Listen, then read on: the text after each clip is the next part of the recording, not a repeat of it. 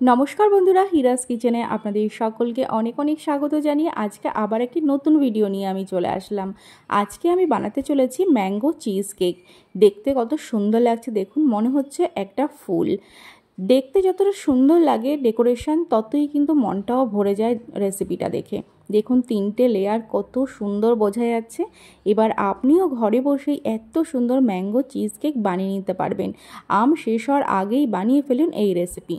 চলুন, এখানে আমি অল্প পরিমাণ বানিয়েছিলাম, তার জন্য 500 ml দুধকে গরম করে নিয়েছি। তারপরে 2 চামচ ভিনিগারের মধ্যে 2 চামচ জল মিশিয়ে দুধটাকে আমি ছানা কাটিয়ে নেব। দেখুন কত সুন্দর দুধটাকে এভাবে কেটে যাচ্ছে। আমি কিন্তু আবারও বলছি, আমি একদম কম পরিমাণ বানিয়েছি, ছোট্ট টিফিন বক্সে বানিয়েছিলাম, তার জন্য 500 ml দুধ নিয়েছি। আপনারা যদি একটু বড় বানান তাহলে কিন্তু 1 লিটার দুধের ছানা বানিয়ে নিতে পারেন। দেখুন ছানাটা কত সুন্দর কেটে গেছে, দুধটা আর জলটা কিন্তু আলাদা হয়ে গেছে। তারপরে রুমালের ওপরে ঢেলে আমি পরিষ্কার জল দিয়ে ধুয়ে নেব, ভিনিগারের গন্ধটা যাতে চলে যায়। তারপরে নিয়ে নেব এখানে ডাইজেস্টিক বিস্কিট। আপনারা অন্য বিস্কিটও কিন্তু ব্যবহার করতে পারেন, কিন্তু ডাইজেস্টিক বিস্কিটটা ব্যবহার করলে রেজাল্টটা অনেক বেশি ভালো হয়।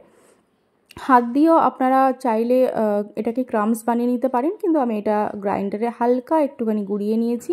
পুরো যেন পাউডার না হয়, দেখবেন এরকম যেন একটু দানা দানা থাকে, এরকম অবস্থায় কিন্তু করে নেবেন এটাকে। তারপরে যে টিফিন বক্সে বানাবেন সেই টিফিন বক্সে নিয়ে নেবেন। আর এখানে কিছুটা বাটার মেল্ট করে নিয়েছি। বাটারটাকে বিস্কিটের সঙ্গে সুন্দর করে মিশিয়ে নেব। যদি আর একটু বাটারের প্রয়োজন হয় আপনাদের, সেটাও কিন্তু দেখতে পারেন, মিশিয়ে নিতে পারেন। সুন্দর করে কিন্তু মিশিয়ে নেব। তারপরে চামচ কিংবা হাতের সাহায্যে চেপে চেপে একদম টাইট ফর্মে কিন্তু নিচেই করে নেবেন। দেখুন ঠিক এইভাবে করে নেবেন, ওপরটা কিন্তু একদম লেভেল করে নেবেন। ভীষণ সহজ রেসিপি, কিন্তু খেতে লাগে অসাধারণ। আর বাইরে থেকে কিনে খেতে গেলে কিন্তু একটু কস্টলি পড়েই যায়। দেখুন সুন্দর করে আমি করে নিয়েছি। এবার ফ্রিজে এটাকে কিছুক্ষণের জন্য সেট হতে দেবো। ততক্ষণ আমি এখানে আমের পিউরিটা বের করে নিই। দেখুন আমের পিউরিটা আমি বের করে নিয়েছি। তারপরে নিয়ে নিয়েছি সেই জল ঝরানো ছানাটা কিংবা পনিরটা। এবার এটাতে আমি অ্যাড করব 2 চামচ পাউডার সুগার, সামান্য 1 ফোঁটা লবণ, আর দেব এখানে আমি হুইপিং ক্রিম কিংবা ফ্রেশ ক্রিম। আর দিয়ে দেবো যে আমের পিউরিটা বের করেছিলাম, আমের পাল্পটা, সেটা 2 চামচ। সুন্দর করে এটাকে একদম ক্রিমি ফর্মে তৈরি করে নেবেন মিক্সিং গ্রাইন্ডারে। দেখুন পুরো কোনো দানা দানা যেন না থাকে, আমি হাতের সাহায্যে দেখিয়ে দিচ্ছি, একদম ক্রিমি একটা যেন টেক্সচার হয়। দেখতেই পাচ্ছেন আপনারা, কোনো দানা নেই, কোনো লাম্পস নেই। এইবার বিস্কিটটা ফ্রিজ থেকে আমি বের করে নিয়ে আসবো। এবার ক্রিমটাকে আমি ওপর থেকে দিয়ে দেবো। তাহলে ঘরে বসেই আপনারা চিজ কেক এইভাবে তৈরি করে নিতে পারবেন। দেখুন সুন্দর করে কিন্তু এটা আর একটা লেয়ার আমি দিয়ে দেব।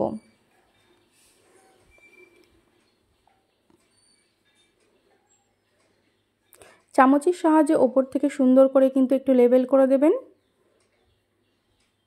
লাস্ট লেয়ারটা দেব আমের যে পিউরিটা বানিয়ে রেখেছিলাম, সেই আমের পিউরিটা।